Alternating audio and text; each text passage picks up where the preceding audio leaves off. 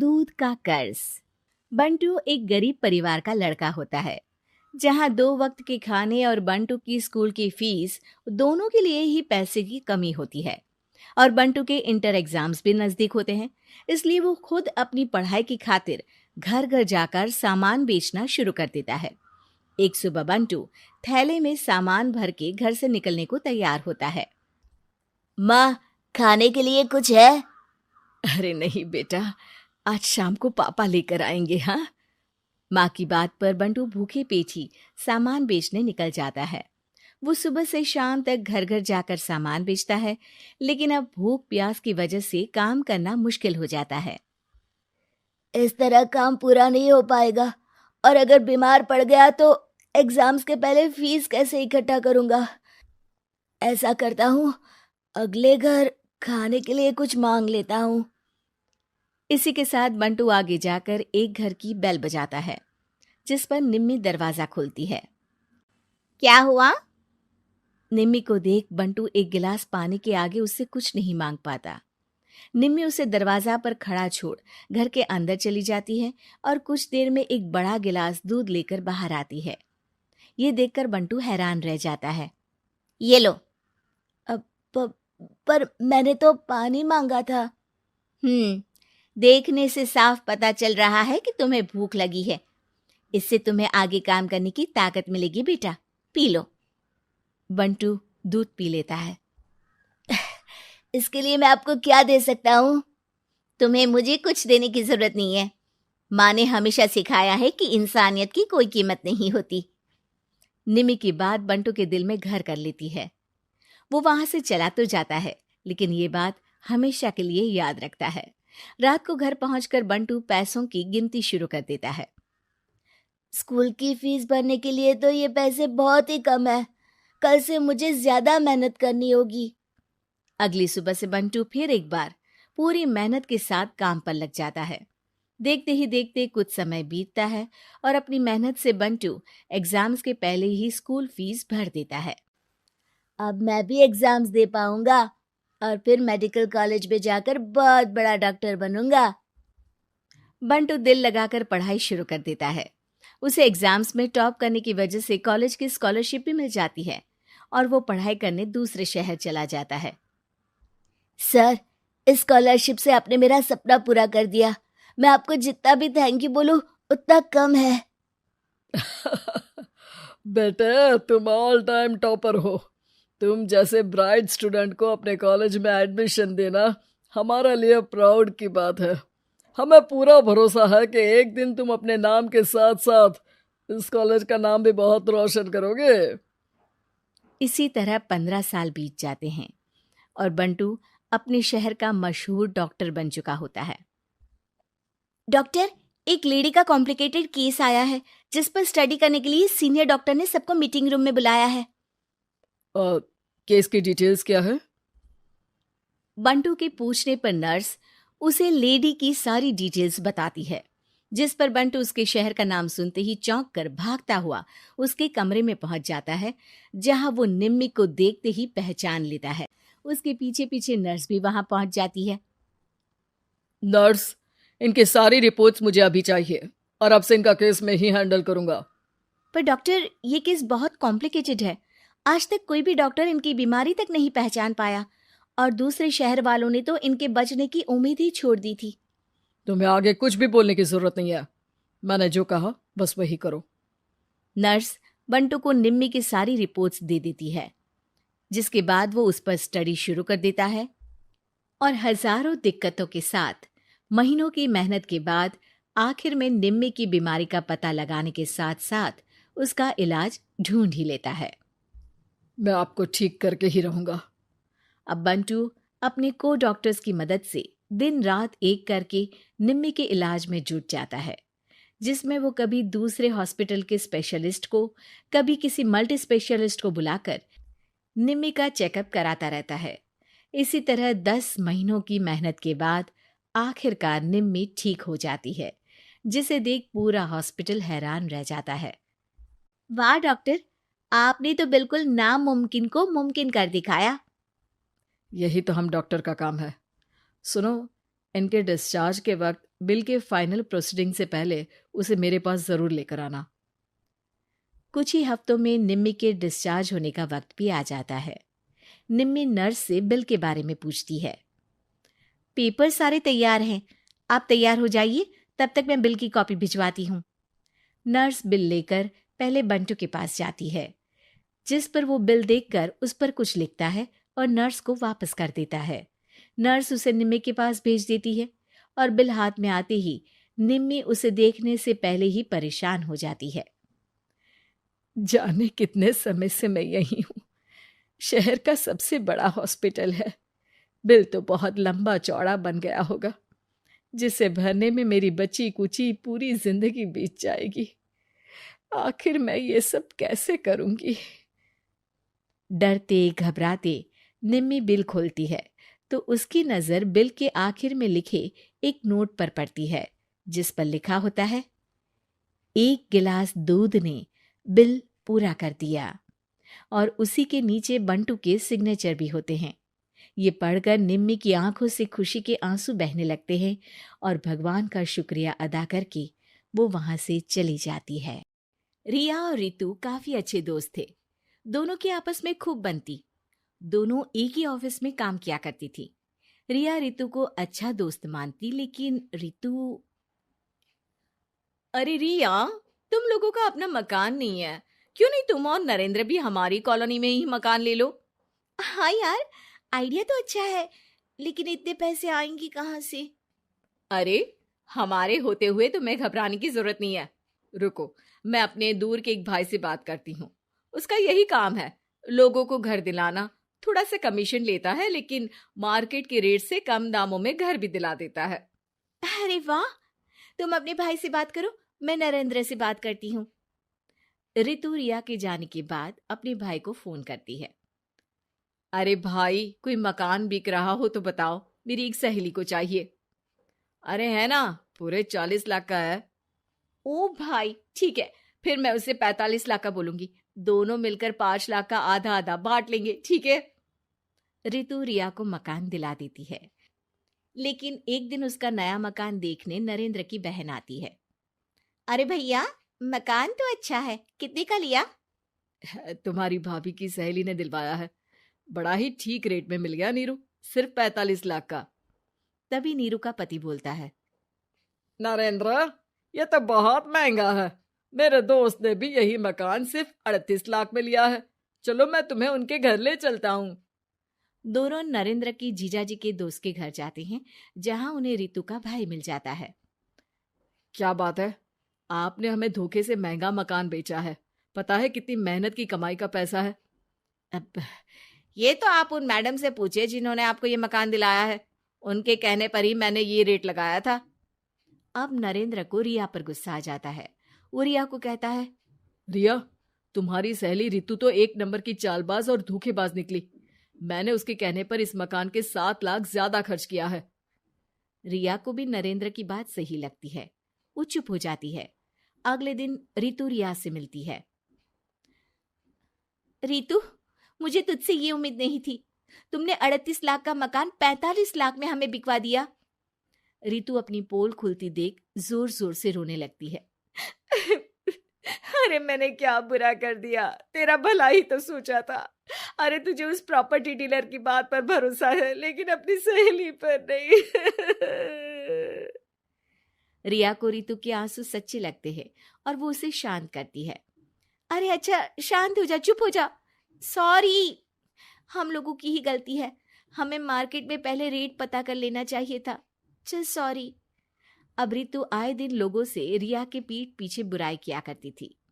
रितु अपनी ही दूसरी ऑफिस के सहयोगी से कहती है, अरे ये रिया भले ही मेरी अच्छी दोस्त हो, लेकिन एक नंबर की कंजूस है ये। कभी कुछ खाने जाओ तो पैसा मुझे ही भरना पड़ता है। तभी वहां रिया आ जाती है। अरे रितु, सॉरी यार, वो कल के खाने के पैसे तुझे देने पड़े। चेक कर ले, अब मैंने तुझे पेटीएम कर दिया है। अच्छा चल, मैं जा रही हूँ। रिजाइन जो दे रही हूँ, बाद में बात करते हैं। रिजाइन? क्यों? तूने अपनी बेस्ट फ्रेंड यानी मुझे भी नहीं बताया, क्यों? अरे नहीं यार, ऑल सडन प्लान बना। दरअसल ये नया घर का ईएमआई निकालनी काफी मुश्किल हो रही है, तो सोचा घर पर ही कोई बिजनेस कर लूं। अब इतनी थोड़ी सी कमाई में हो नहीं पा रहा है ना। अच्छा अच्छा, क्या बिजनेस करेगी? देख, तू तो जानती है कि यहाँ मुझे सिर्फ 15,000 मिलता है, लेकिन घर में बच्चों का प्ले स्कूल खोलूंगी तो पूरे 4,000 एक बच्चे से मिलेगा। 10 भी आ गए बच्चे तो पूरे 40,000 की कमाई, वो भी घर पर रहकर। है ना अच्छा आइडिया? रितु को रिया की बात से जलन होती है। वो कहती है, अरे फिर 10 क्या 50 बच्चे का ही सोचना। अरे कहाँ यार, घर में इतनी जगह कहाँ। सुन ना, एक काम करते हैं, हम मिलजुल कर किराए का मकान लेकर उसे सजाते हैं, फिर ज्यादा कमरे होंगे तो ज्यादा बच्चे आ सकेंगे ना। हाँ, लेकिन मैं एक बार नरेंद्र से पूछ लेती हूँ। रिया नरेंद्र को सारी बात बताती है। देख लो रिया, मुझे तुम्हारी इस सहेली में जरा सा भी विश्वास नहीं है। अरे नहीं नहीं, वो ऐसी नहीं है। मिलकर काम करेंगे, जो पैसे आएंगे आधे आधे बांट लेंगे, इसमें बुरा क्या है? काम भी अच्छा होगा। फिर क्या था, दोनों मिलकर काम शुरू करते हैं। पूरा कमरा बच्चों के हिसाब से सजा दिया जाता है। टीवी, फ्रिज, बेड और न जाने क्या क्या। तेरे और मेरे मिलाकर 2 लाख का खर्च हो गया। अरे कोई बात नहीं, पैसे कमाने के लिए इन्वेस्टमेंट तो करनी पड़ती है। अब इतनी बड़ी रकम है, अच्छा है कि दोनों ने मिलकर कर ली, वरना एक के बस की तो बात नहीं है। हाँ, लेकिन अब मैं ना एक बात बोलना चाहती हूँ। देखो, पिछले 2 महीनों से जब से ये काम चल रहा है, सारी मेहनत मेरी ही है। मैं ही सारा दिन यहाँ का काम देखती हूँ। तो अब मैं तुम्हारे साथ ये काम नहीं करूंगी, अकेले मैं ये स्कूल चलाऊंगी। अरे ऐसे मत बोलो रितु, मैंने नौकरी भी छोड़ दी। थोड़ी बहुत सेविंग्स थी, वो भी मैंने स्कूल को बनाने में लगा दी। अब यार, तुम तो आलसी भी हो, मुझे नहीं लगता तुम ये काम कर पाओगी। रितु, नरेंद्र ठीक बोलते थे, तुम भरोसे के लायक नहीं हो। ये मेरी गलती है कि मैंने तुम पर विश्वास किया। अच्छा जी, तो गलती की ना। मैं तुमको तुम्हारे पैसे धीरे धीरे करके दे दूंगी।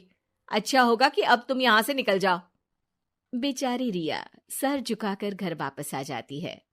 नरेंद्र, वही हुआ जिसका डर था। रितु ने मुझे पार्टनरशिप से हटा दिया। मैं ये बात जानता था रिया, लेकिन मैंने तुम्हें इसलिए फोर्स नहीं किया क्योंकि जब तक तुम खुद धोखा नहीं खाती तुम्हें अकल नहीं आती। हाँ, लेकिन अब वही जो पहले सोचा था।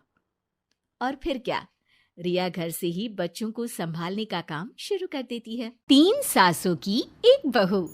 बलविंदर की पहली बीवी को बच्चा ना होने के कारण वो दूसरी शादी करता है, लेकिन जब दूसरी शादी से भी बच्चा नहीं होता तो वो तीसरी शादी करता है, और तीसरी शादी करने के बाद भी जब उसे संतान का सुख प्राप्त नहीं होता तो वो डॉक्टर को दिखाता है।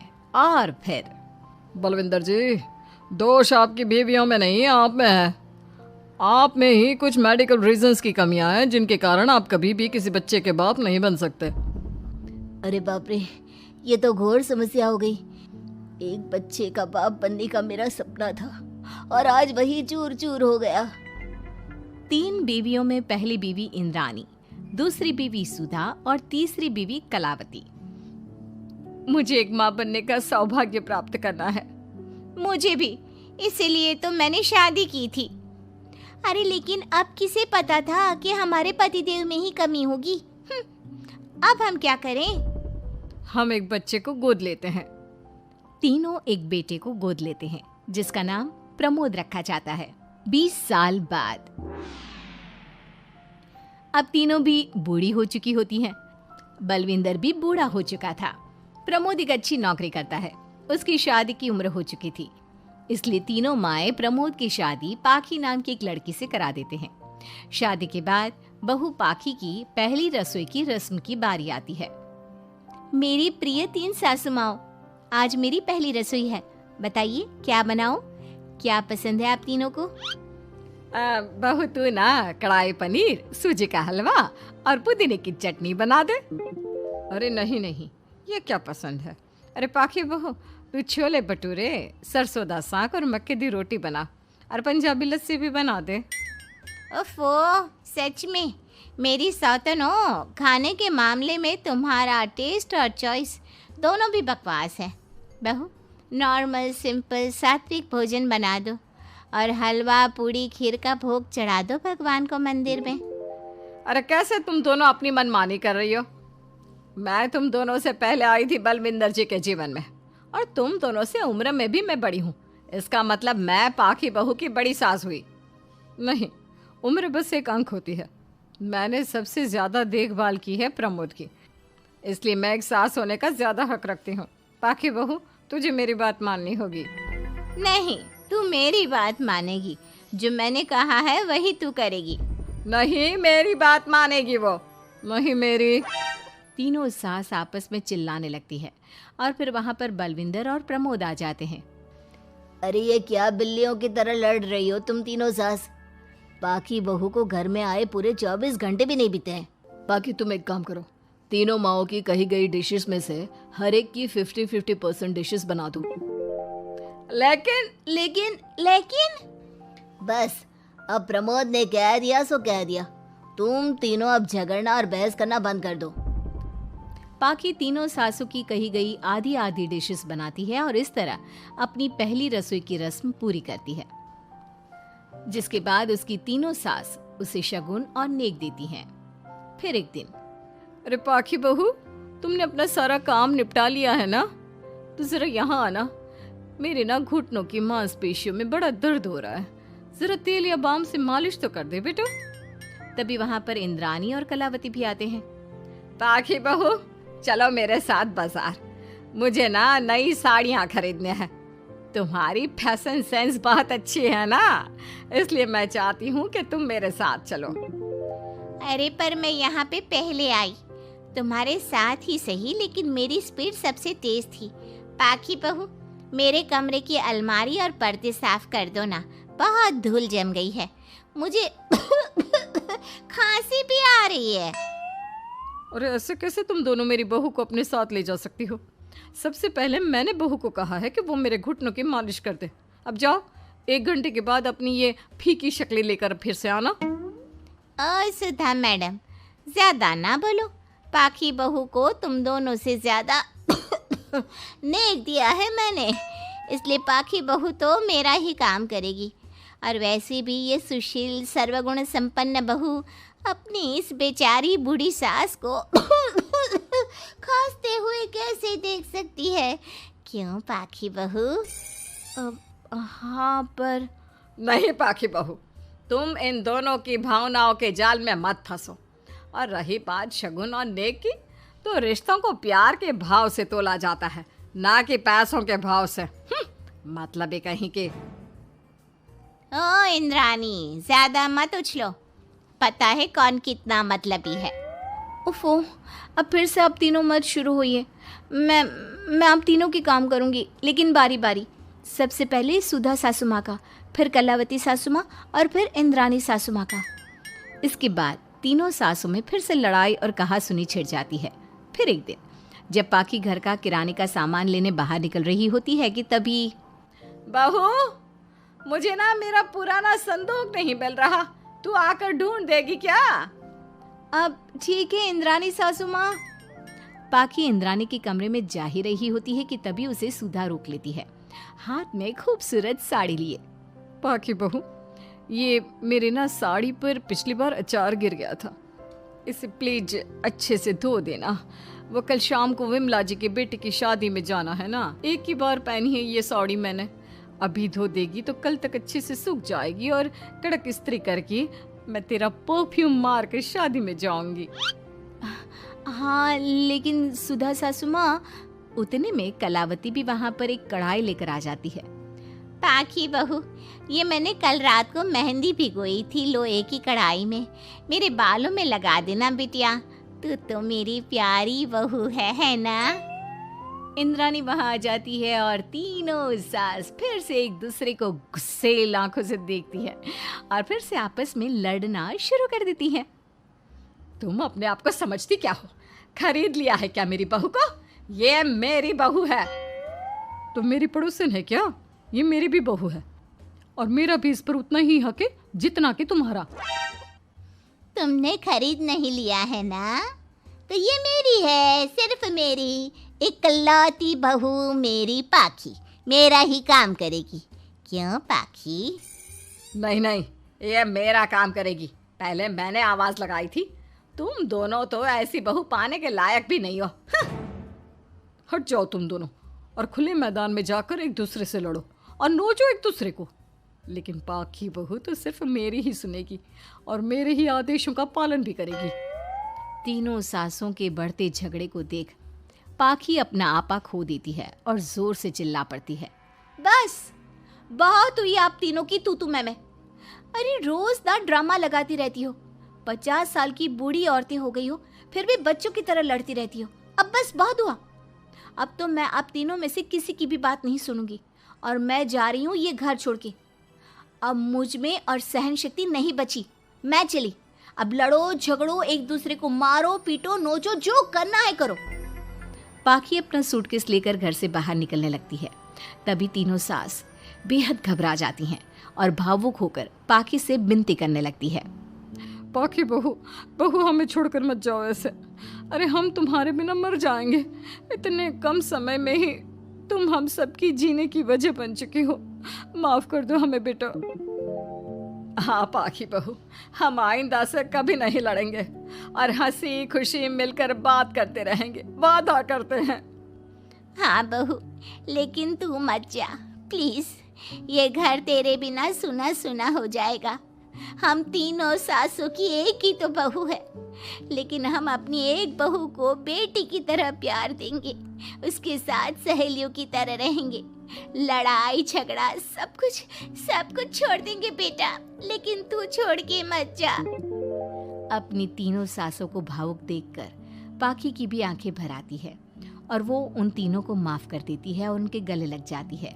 इसके बाद तीनों सास अपनी एक बहू संग खुशी से मिलजुल कर रहती हैं। होली की आत्मा।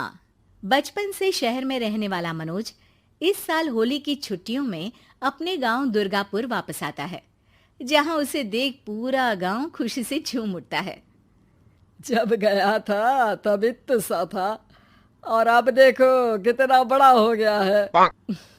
हाँ सरपंच जी, जब मैं गया था तब आप भी बहुत जवान थे और अब देखो कितने बूढ़े हो गए हैं आप।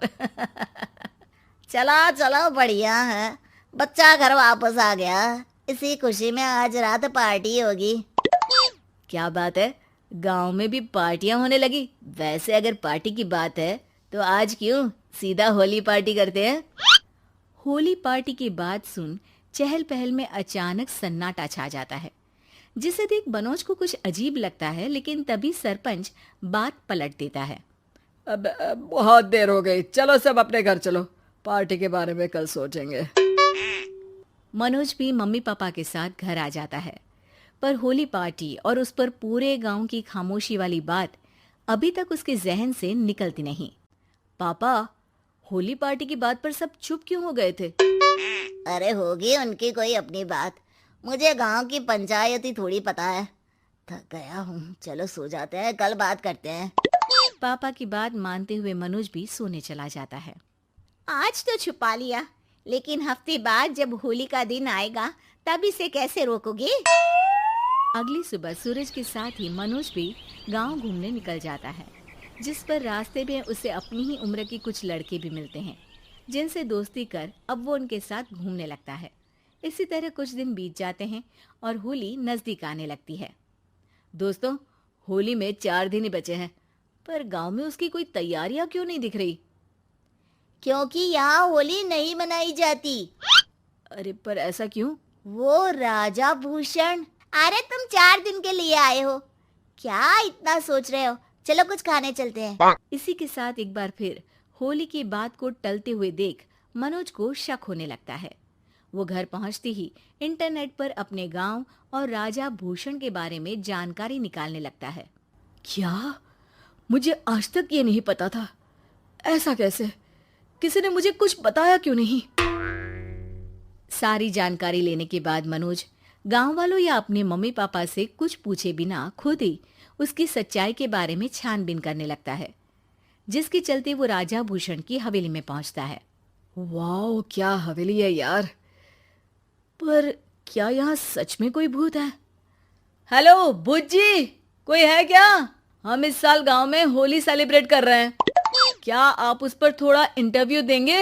मनोज के ऐसा बोलते ही गांव में तूफान उठ जाता है और हवेली में रखी सारी चीजें हिलने लगती है। एक अदृश्य शक्ति मनोज को धक्का देकर हवेली से बाहर निकाल दरवाजा बंद कर लेती है। ये सब देख मनोज हैरान रह जाता है। क्या अभी मुझे हवा ने धक्का देकर बाहर निकाल दिया?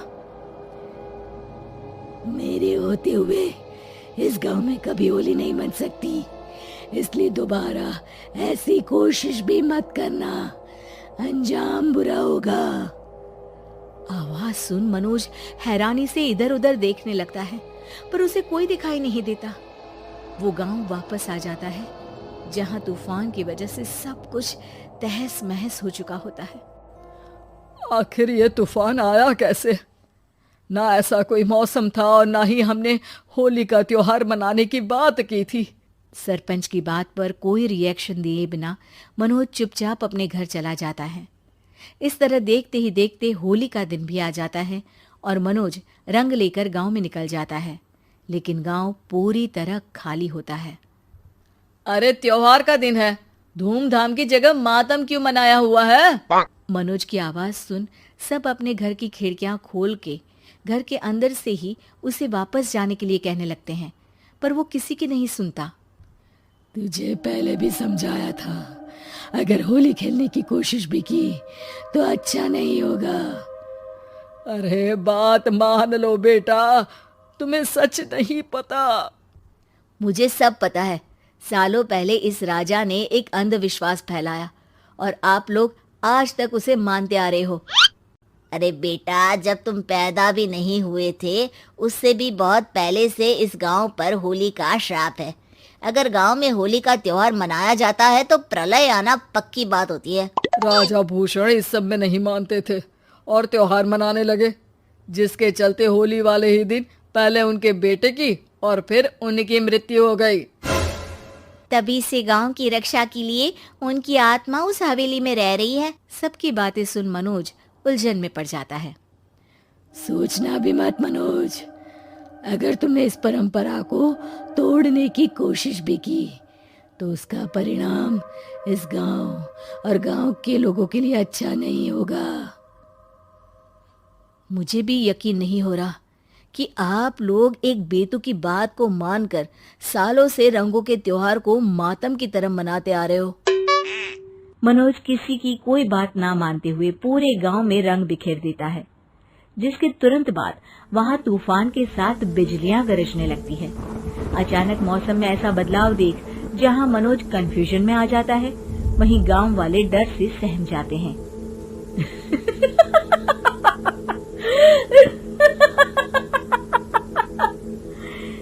इस लड़के ने हमारे जैसे सिर्फ अपने स्वार्थ के लिए नहीं बल्कि पूरे गांव की खुशियों के लिए यहाँ होली मनाई है, जिस वजह से अब इस गांव पर होली का श्राप टूटता है। ऐसा बोलकर राजा का भूत वहां से गायब हो जाता है, जिसके बाद गांव के लोग धूमधाम से होली मनाते हैं। खुशियों के रंग गांव में बिखरे ही होते हैं कि अगली सुबह अचानक मनोज कहीं गायब हो जाता है और एक बार फिर गांव में होली का नया राज शुरू हो जाता है। 3 दामाद की सास पार्ट 1। कावेरी जी के पति का देहांत हुए काफी वक्त हो गया था। कावेरी जी की 3 बेटियां थी, ईशा, मोहिनी और सुहाना। तीनों ही काफी होशियार और नौकरी करने वाली थी, लेकिन उन तीनों से कावेरी जी इतना प्यार करती थी कि उनकी शादी की उम्र होने पर भी उन्हें पराये घर भेजने का उनका मन ही नहीं हुआ। अरे तुम तीनों मेरे कलेजे का टुकड़ा हो। जब भी तुम्हारी शादी के बारे में सोचती हूँ ना, बड़ा डर लगता है। सही कहती हो मम्मी, हम भी आपसे बहुत प्यार करते हैं। हाँ, मम्मी पापा की जाने के बाद अब बिल्कुल अकेली हो गई हैं। और मम्मी, अगर हम तीनों शादी करके चले गए तो आपका ख्याल कौन रखेगा? लेकिन अपनी खुशी की वजह से मैं तुम तीनों को बिना शादी के भी तो नहीं देख सकती ना बेटा। समाज के हिसाब से देखे तो यह भी गलत होगा और मैं ऐसा कुछ नहीं चाहती। लेकिन तुम तीनों से दूर होने के बारे में सोचती हूँ तो अजीब सा लगता है। लेकिन मम्मी, हम आपको इस तरह अकेला छोड़कर नहीं जा सकते। एक काम करते हैं मम्मी, शादी के बाद ना आप मेरे साथ मेरे ससुराल में चलना और मेरे साथ ही रहना। अच्छा, और तेरी सास मुझे रहने देगी तेरे ससुराल में? अरे बेटा, वहाँ ऐसा नहीं होता। बेटी की माँ कभी अपनी बेटी के ससुराल जाकर नहीं रह सकती। एक काम करते हैं माँ, आप ईशा और सुहानी की शादी कर दीजिए और मैं हमेशा आपका बेटा बनकर आपके साथ ही रहूंगी। मुझे नहीं करनी शादी। अरे मेरी बेटियां मुझसे कितना प्यार करती है, मेरी वजह से अपनी पूरी जिंदगी दांव पर लगाने को तैयार है। लेकिन मैंने ना इससे भी एक अच्छा उपाय सोचा है। क्या मम्मी? अगर आपके पास कोई सोल्यूशन है तो फिर क्यों परेशान हो आप? बताइए, क्या करना चाहती हैं आप? मैंने सोचा है कि अखबार में इश्तिहार देकर तुम तीनों के लिए 3 घर जमाई दामाद ढूंढ लूंगी। वैसे भी नौकरी तो तुम तीनों अच्छे से कर लेती हो, कमा भी अच्छा खासा लेती हो।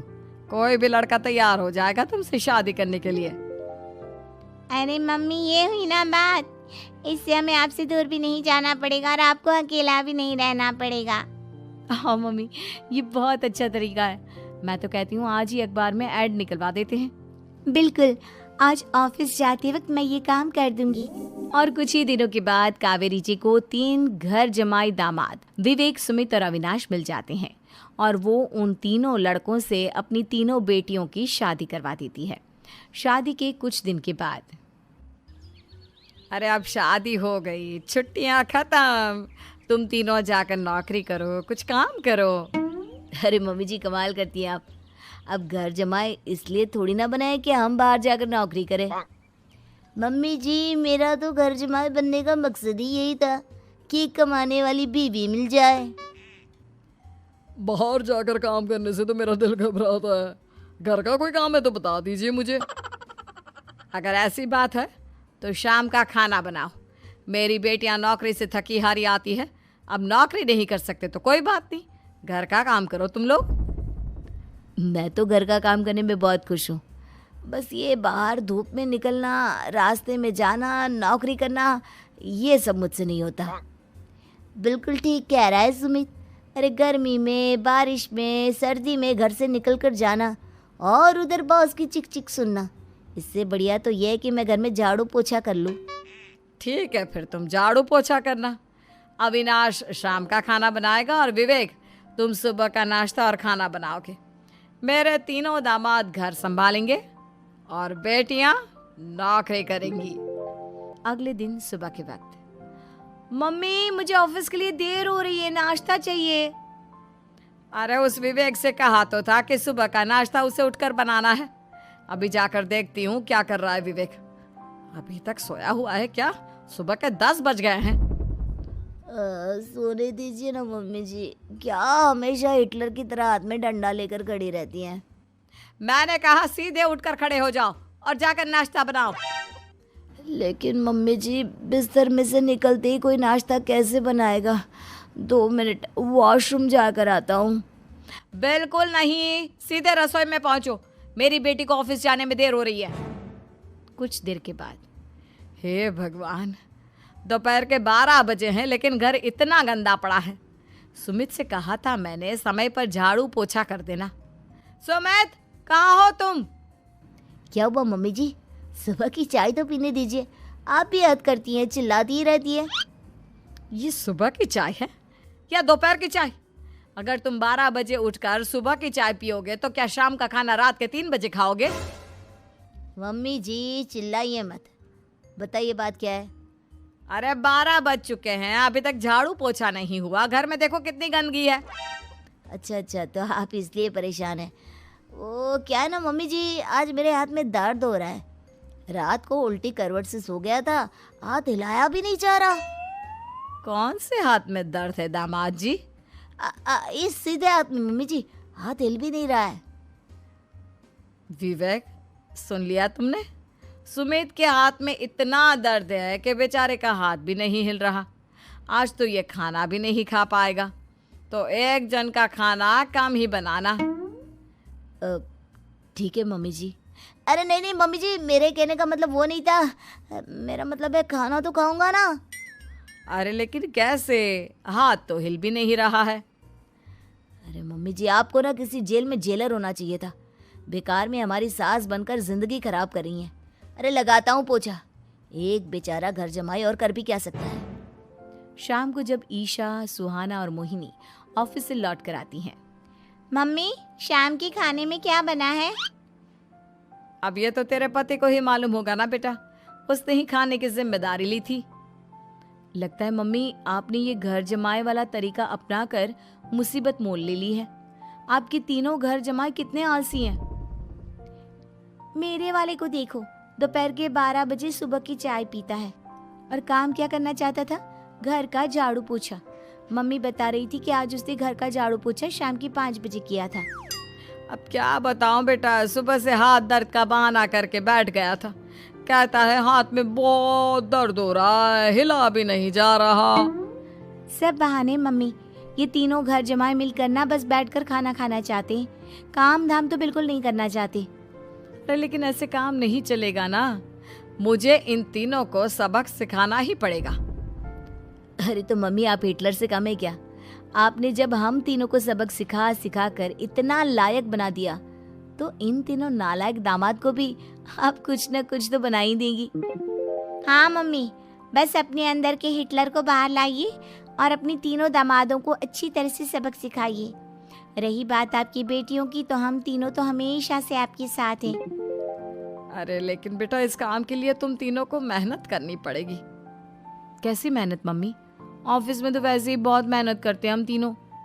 अरे प्रेग्नेंट हो जाओ, प्रेगनेंसी का बहाना बनाकर कह दो कि तुम तीनों ने नौकरी छोड़ दी है 2 साल के लिए, और जब घर में खाने के पैसे नहीं होंगे तो अपने आप काम पर जाएंगे ये तीनों। वाह मम्मी, क्या आइडिया दिया है। मैं तो कल ही जाकर कहने वाली हूँ कि मैं प्रेग्नेंट हो गई हूँ। फिर देखना कैसे मेरा पति अविनाश भाग भाग कर काम पर लग जाएगा। और फिर 2 दिन के बाद, सुमित, मैं ना प्रेग्नेंट हूँ और इसलिए अगले 2 साल के लिए मैंने अपनी जॉब छोड़ने का फैसला ले लिया है। विवेक, पापा बनने वाले हो तुम। अब से ना तुम्हें ऑफिस जाना होगा, क्योंकि मैं तो 2 साल के लिए छुट्टी पर चली गई हूँ।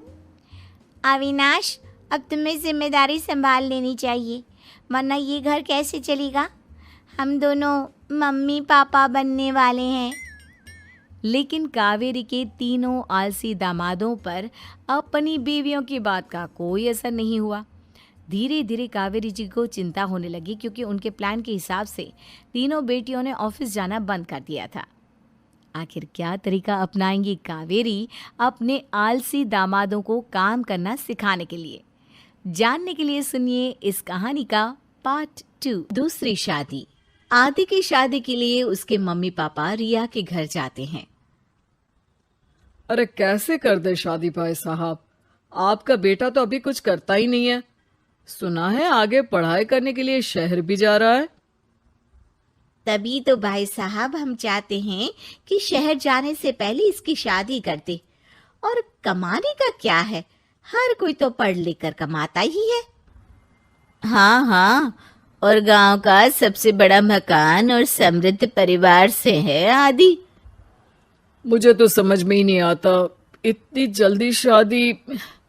रिया भी अभी पढ़ रही है, इतनी अच्छी है वो पढ़ाई लिखाई में, कैसे शादी कर दूं? आप लोग थोड़ा समय दे। आदि के माता पिता घर चले जाते हैं, जहां आदि के पिता कहते हैं, अरे भाग्यवान, मुझे तो समझ ही नहीं आ रहा कि तू क्यों इतनी जल्दी आदि की शादी करवाना चाहती है। पढ़ लिख कर कमाई धमाई करने लायक हो जाए तो फिर कर देना शादी। अरे आप चुप रहिए। रिया जैसी लड़कियों के लिए शादी के रिश्तों की कमी है क्या? इतनी सुंदर, संस्कारी, पढ़ी लिखी और अच्छी परवरिश वाली लड़की है वो। मैं तो छोड़ ही नहीं सकती ये रिश्ता किसी भी कीमत में। बता दे रही हूँ, रिया की शादी आदि से ना कराई ना तो मैं जहर खाकर जान दे दूंगी। पूरे गांव में नाम है उन लोगों का, नौकर चाकर कितने लगे हैं उनके घर में। अरे मेरी बेटी तो राज करेगी, राज। और इस तरह ना चाहते हुए भी रिया की शादी आदि से हो जाती है। अरे बेटी, ये ले तेरी किताबें, पढ़ाई बिल्कुल ना छोड़ना। तू तो मेरी गर्व करने वाली बहू है, बड़ा नाम है तेरा गांव में। हाँ, आखिर पसंद किसने किया है रिया को आदि के लिए? आदि को गांव की रिया इतनी पसंद नहीं होती है। अरे यार, तू तो बड़ा लक्की निकला, रिया जैसी लड़की से तेरी शादी हो गई। अरे लक्की की क्या बात है, वो भी तो मेरे जैसे लड़के की बीवी बनकर किस्मत वाली बनी है ना। अरे अब तो तू रह नहीं दे, ना तो तू कमाता है ना ही पढ़ने में अच्छा है। क्या है तुझ में? बस पैसा, और वो भी बाप का। आदि को दोस्तों की बात पर बहुत गुस्सा आता है। पिताजी, मैं शहर जाना चाहता हूँ आगे की पढ़ाई के लिए। अरे बेटा, लेकिन यहाँ की पढ़ाई तो पहले पूरी हो जाए। नहीं नहीं, अब मैं किसी भी हालत में शहर में ही रहकर पढ़ाई करूँगा। रिया को आदि का ये व्यवहार अजीब लगता है कि अचानक नई शादी के बाद आदि ऐसा क्यों बोल रहा है। खैर, आदि पढ़ाई के लिए शहर चला जाता है और रिया गांव में रहकर सास ससुर की सेवा करती और बचे वक्त में पढ़ाई। अरे देखो, दामाद जी तो शहर चले गए, हमारी बेटी बेचारी अकेली रह गई। उसे कुछ दिनों के लिए यहीं बुला लाओ ना।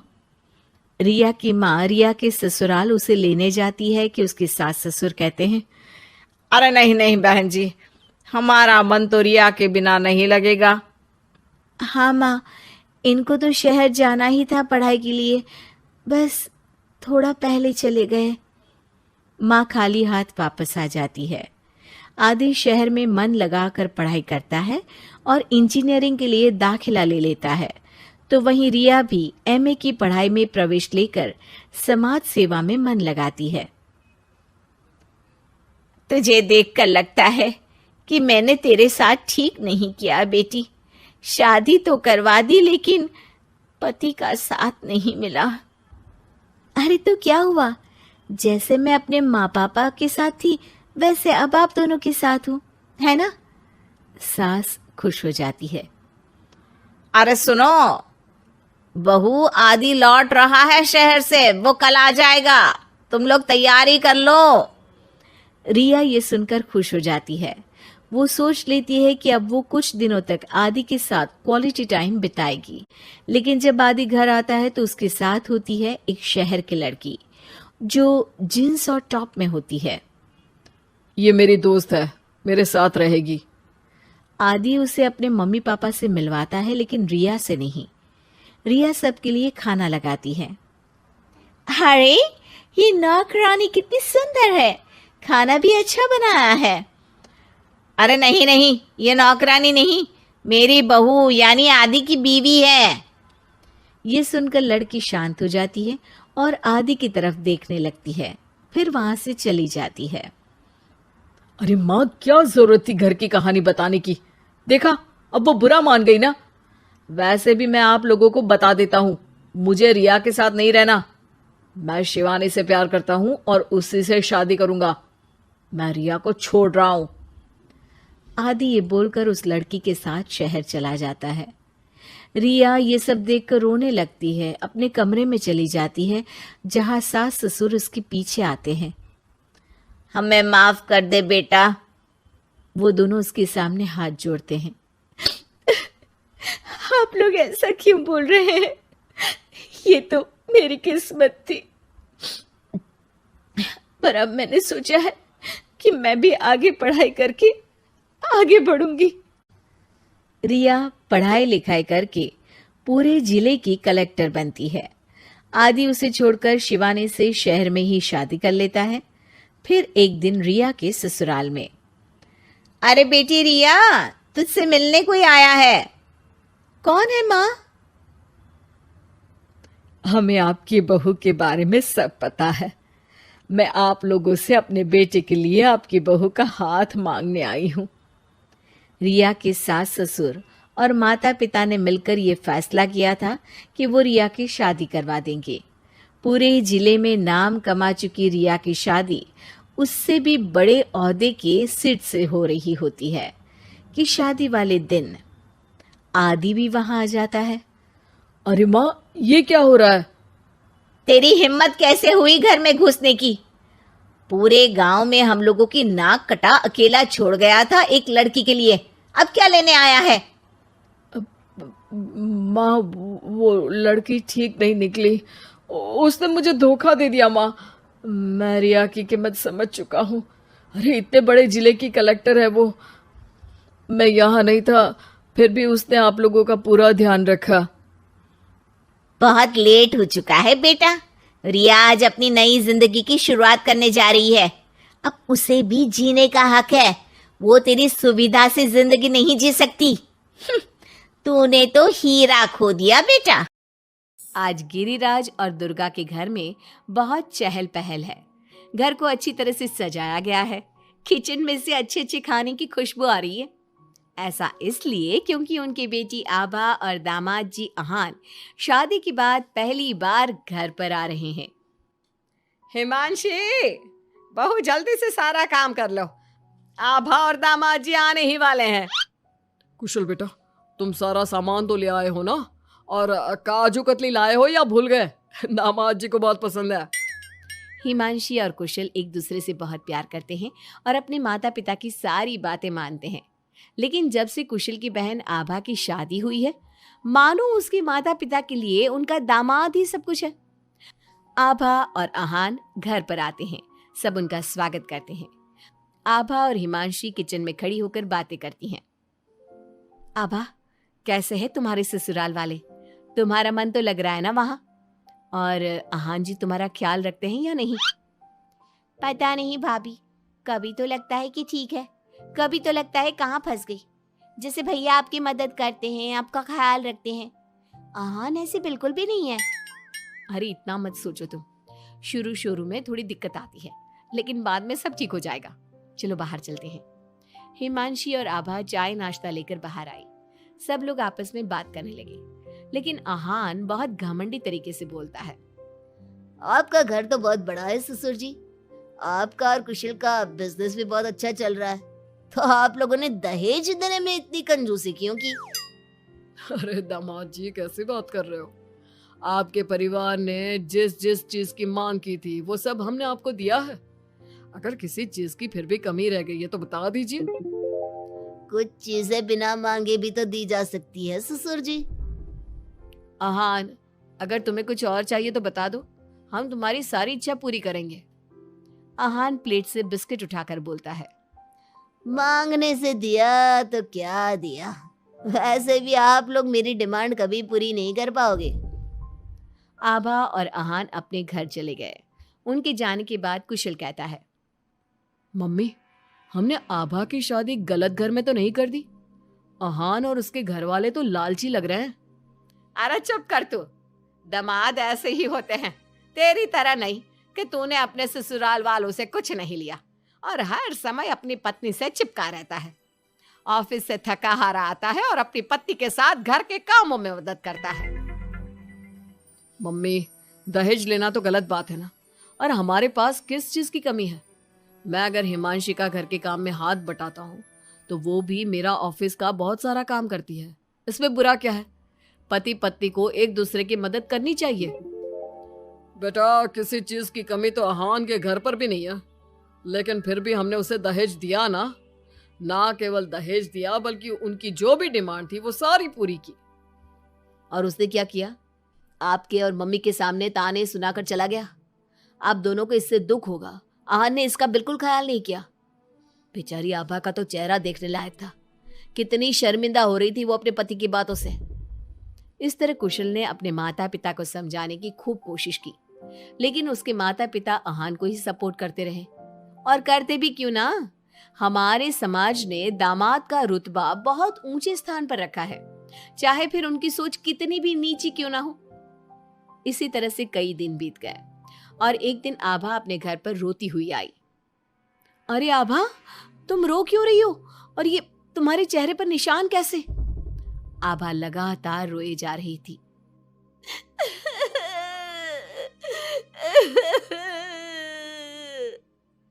अरे बता मेरी बच्ची, क्या हुआ है तुझे? मत रो इस तरह, मेरा तो दिल बैठा जा रहा है। क्या हुआ है बेटा? हिमांशी और दुर्गा के बार बार पूछने पर आभा ने बताया, मम्मी मुझे आहान ने बहुत मारा है। क्या? दामाद जी ने तुझ पर हाथ उठाया? लेकिन क्यों? वो रोज शराब पी कर आते हैं और मुझे मारते हैं, लेकिन आज तो उन्होंने हद ही कर दी। क्या आहान जी शराब पीते? ये बात तो उनके घर वालों ने बताई नहीं थी। अरे कौन अपने बच्चों की कमियां बताता है? आने दे तेरे पापा को, वही बात करेंगे आहान और उसके घर वालों से। शाम को जब गिरिराज और कुशल घर पर आए तो उन्हें आभा का चेहरा देखकर बहुत गुस्सा आया, लेकिन वो करते भी क्या? आखिर आहान घर का दामाद है। पर आभा के चेहरे पर चोट के निशान देखकर कुशल से चुप नहीं रहा गया। कुशल ने फोन करके आहान से बात की। आहान, तुम्हारी हिम्मत कैसे हुई मेरी बहन पर हाथ उठाने की? तुम्हारी बहन घर में किसी की बात नहीं सुनती, जो उसके मन में आता है वही करती है। अब तुम ही बताओ मैं कैसे चुप बैठ सकता हूँ? अगर वो किसी की बात नहीं सुनेगी तो तुम उस पर हाथ उठाओगे? मैं तुम्हारी तरह नहीं कि अपनी पत्नी के पीछे पीछे घूमता रहूं। अगर तुम्हारी बहन जरा भी टेढ़ी चली ना तो मैं उसे इसी तरह से मारूंगा। ये बोलकर आहान ने फोन काट दिया। ये सुनकर कुशल को बहुत गुस्सा आया। कुशल ने कहा, अब आभा अपने ससुराल नहीं जाएगी। आपने उसकी शादी गलत इंसान से कर दी। वो आदमी आभा के लायक ही नहीं है। अरे पागल हो गया है क्या? अपनी शादीशुदा बहन को घर पर बिठाएगा? लोग क्या कहेंगे?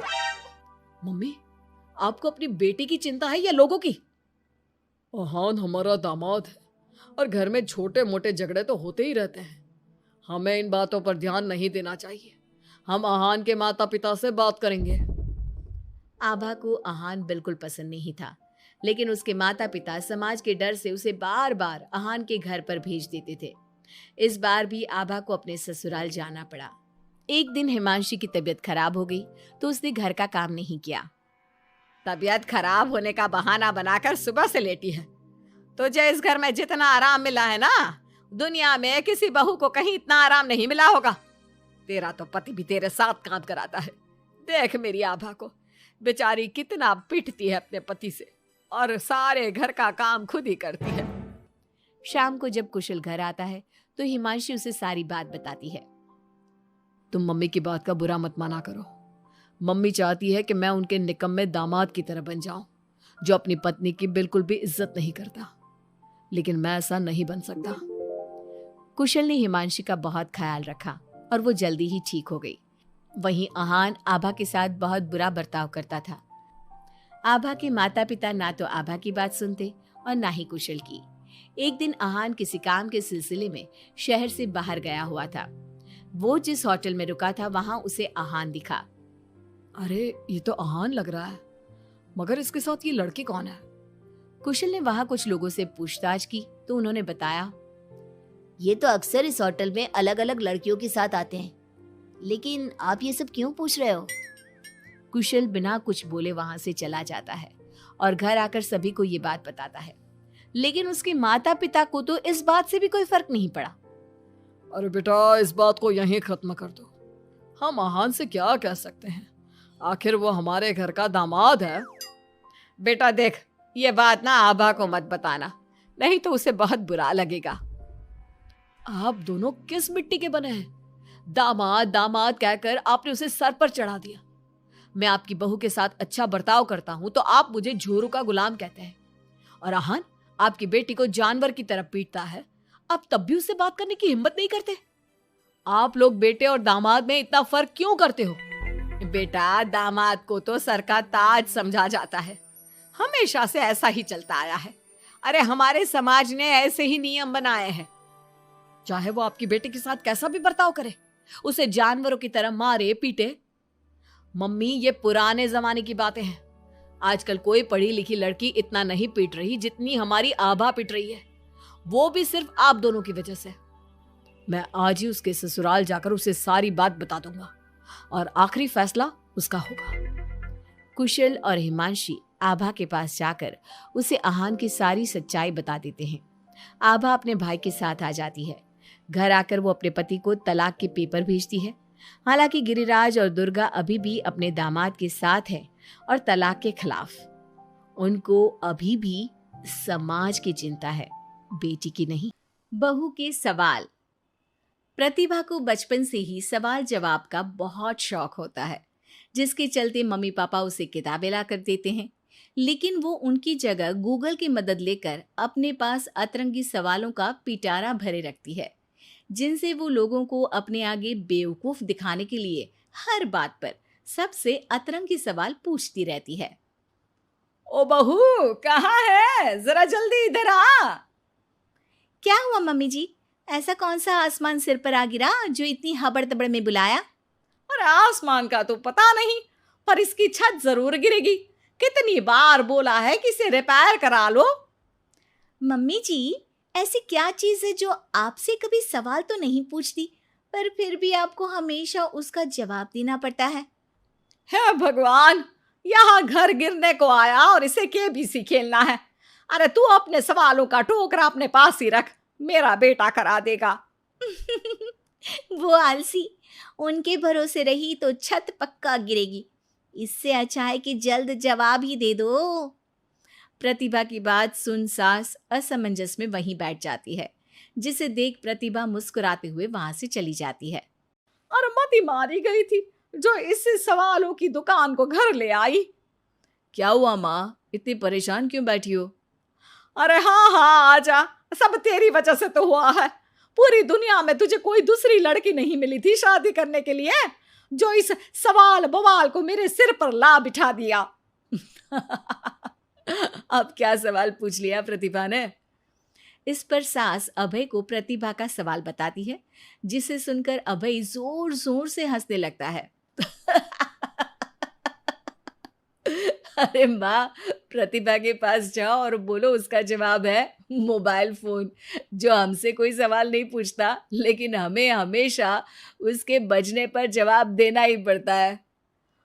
ओ हाँ हाँ, चल अब दफा हो, आलसी कहीं का। इस पर अभय के वहां से जाते ही सास प्रतिभा के पास जाकर उसे जवाब दे देती है, जिसे सुन प्रतिभा हैरान रह जाती है, लेकिन अपनी बात के चलते छत की रिपेयरिंग का काम करा देती है। मेरे सवाल का जवाब इतनी जल्दी देना मम्मी जी के बस की तो बात है नहीं। कोई मुझे इतनी जल्दी हरा दे ये कभी नहीं हुआ, और ना ही मैं होने दूंगी। अब देखो। इसके बाद तो जैसे बात प्रतिभा के अभिमान की हो जाती है, जिसमें वो सास से बदला लेने का मौका ढूंढने में जुट जाती है। एक दिन, आज ना हमें पड़ोस वाले शर्मा जी के घर डिनर पर जाना है, तो अपने सवालों को घर पर ही छोड़कर जाना, समझी? सास की बात का कोई जवाब दिए बिना प्रतिभा वहां से चली जाती है, और रात को शर्मा जी के घर पहुंचते ही उनके बच्चे के साथ खेल खेलने के बहाने अपने सवालों की गाड़ी शुरू कर देती है।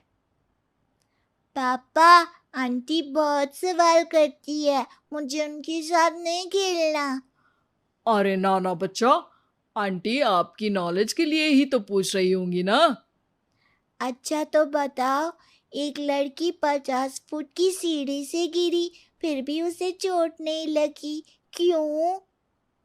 बच्चे की बात सुनकर शर्मा जी सिर खुजाते बैठ जाते हैं। अब अरे बच्चा, जाओ खिलौने से खेलो, जाओ जाओ। क्यों शर्मा जी, जवाब नहीं पता तो बच्चे को भेज रहे हैं? अरे आप सब भी क्या सवाल जवाब में लग गए, डिनर करते हैं ना। अब तो जवाब सुनकर ही खाना खाऊंगी।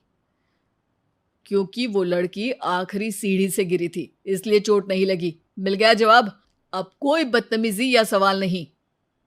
अच्छा, तो आज तक मम्मी जी को भी सारे जवाब आप ही बताते थे?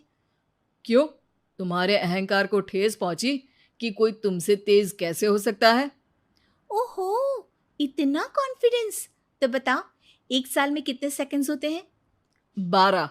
2 जनवरी, 2 फरवरी एंड कंटिन्यूड। ज्यादा तेज हो।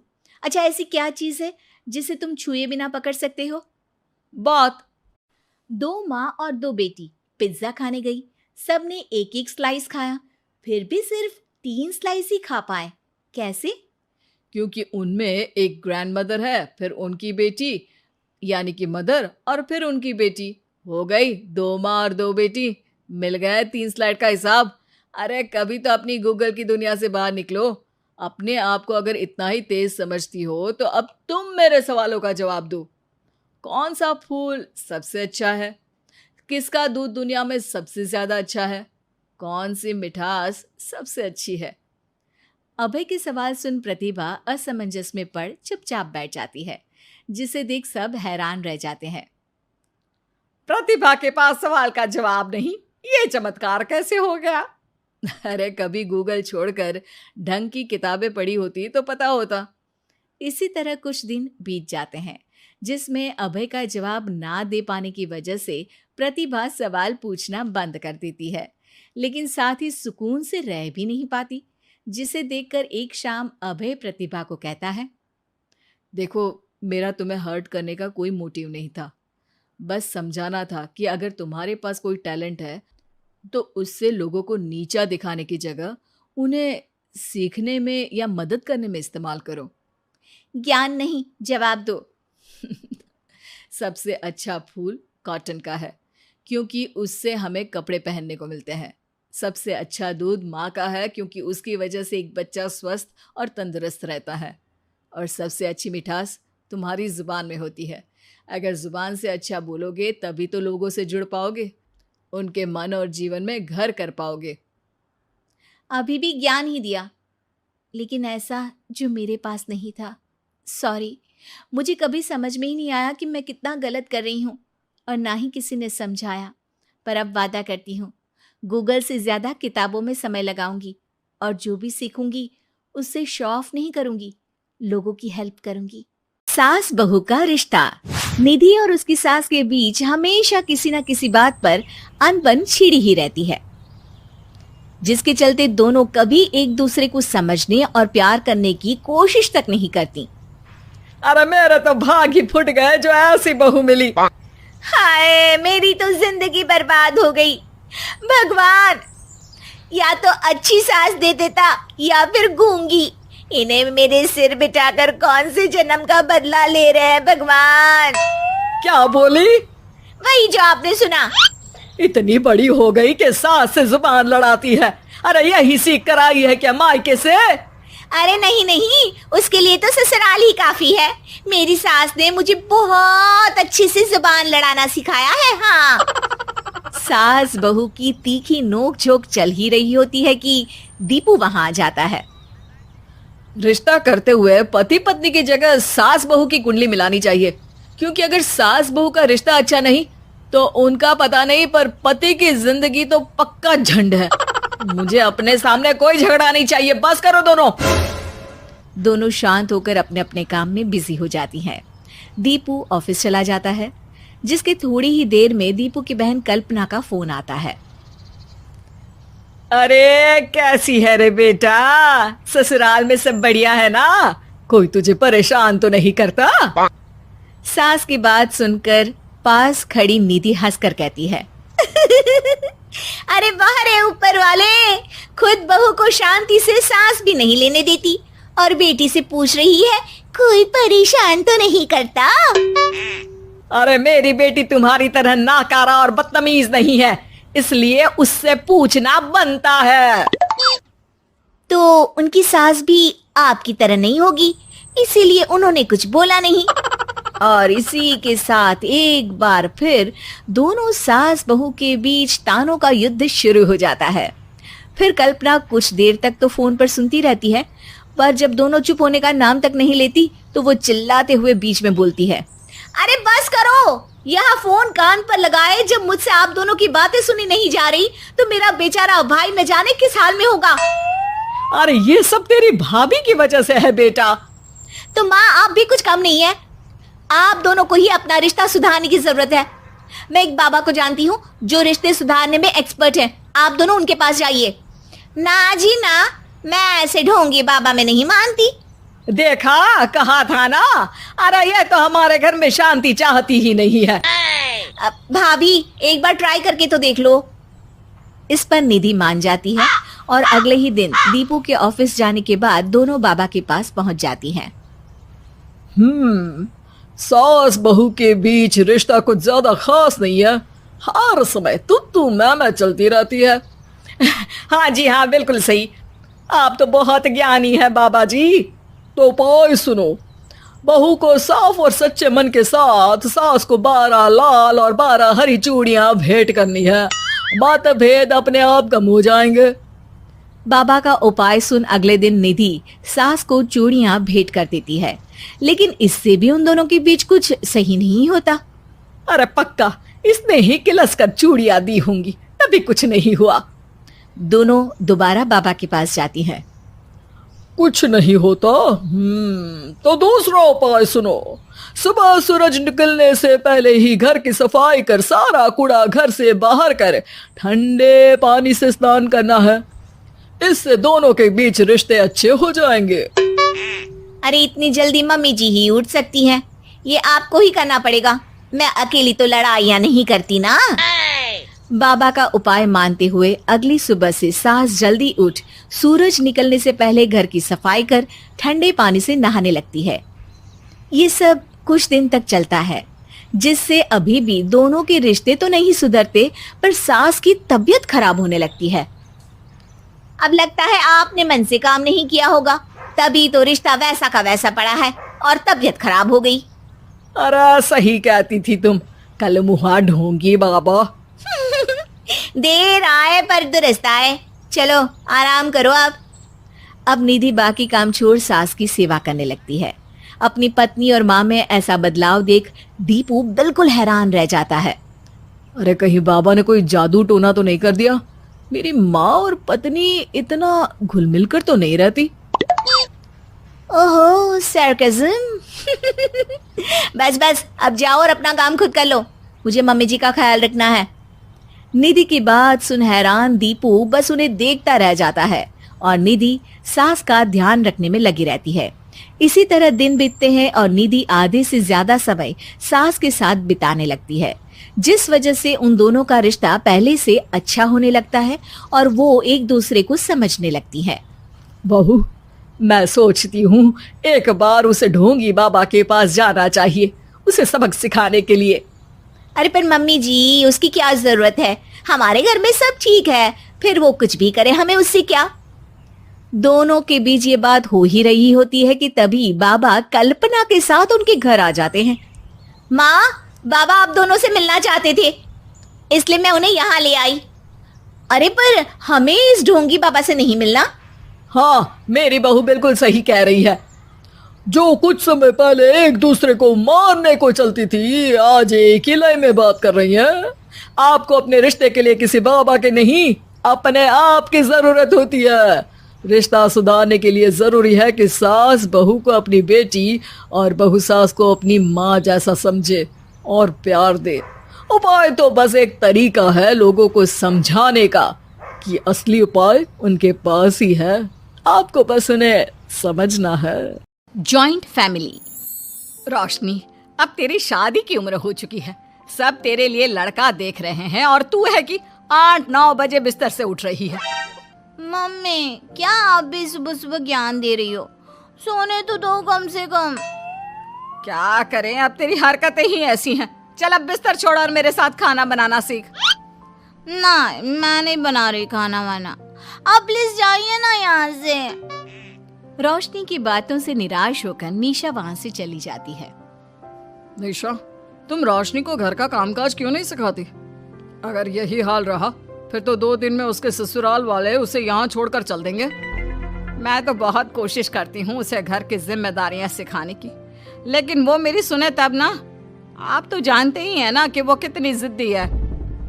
हमें निशा के लिए एक ऐसा लड़का ढूंढना होगा जिसका भरा पूरा परिवार हो, सास ससुर से लेकर जेठ जिठानी देवर ननद सब हो। यहाँ ना सही, लेकिन शादी के बाद उसे वहाँ अपनी जिम्मेदारियों का एहसास जरूर होगा। कुछ दिनों के बाद रोशनी का परिवार उसके लिए लड़का देखना शुरू कर देता है और एक दिन चिराग नाम का लड़का रोशनी को देखने अपने परिवार के साथ उसके घर पहुंच जाता है।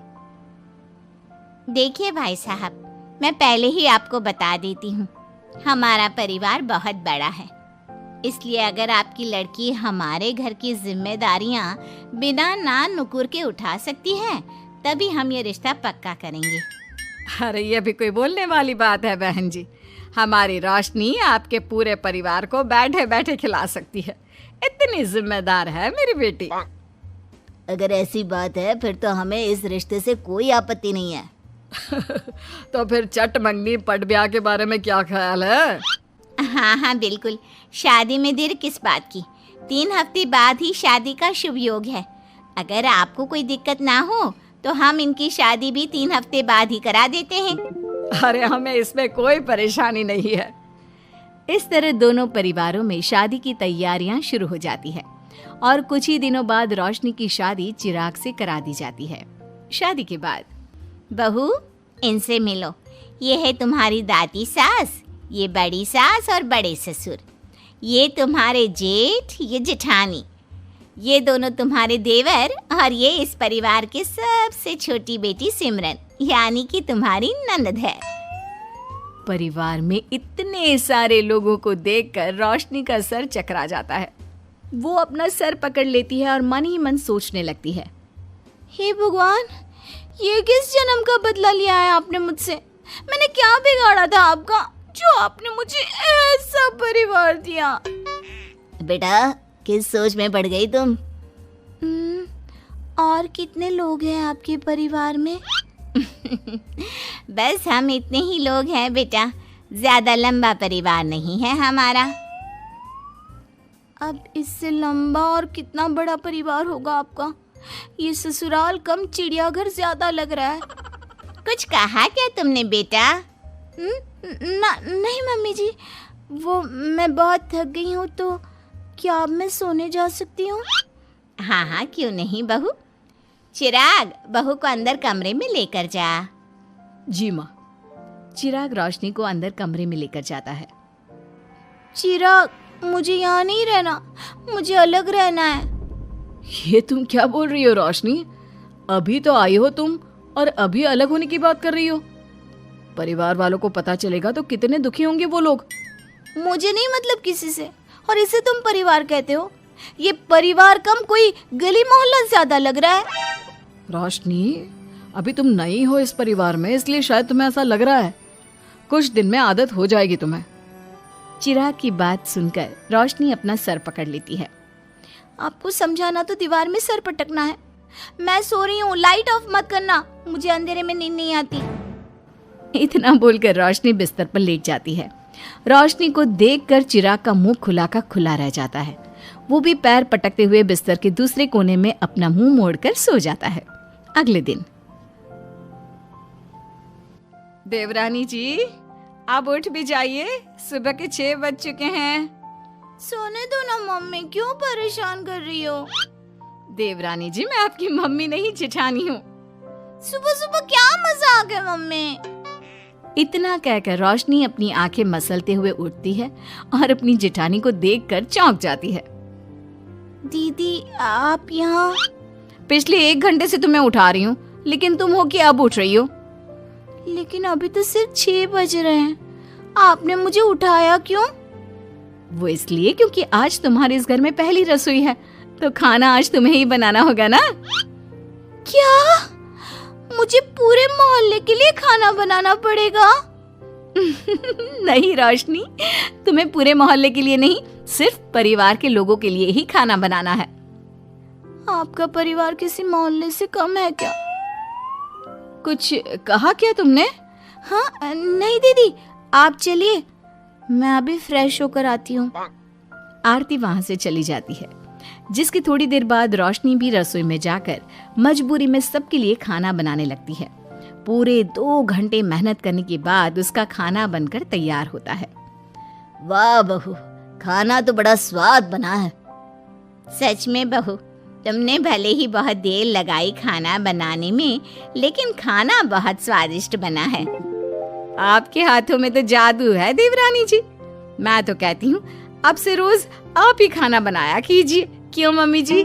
हाँ हाँ बेटा, बिल्कुल ठीक कहा तुमने।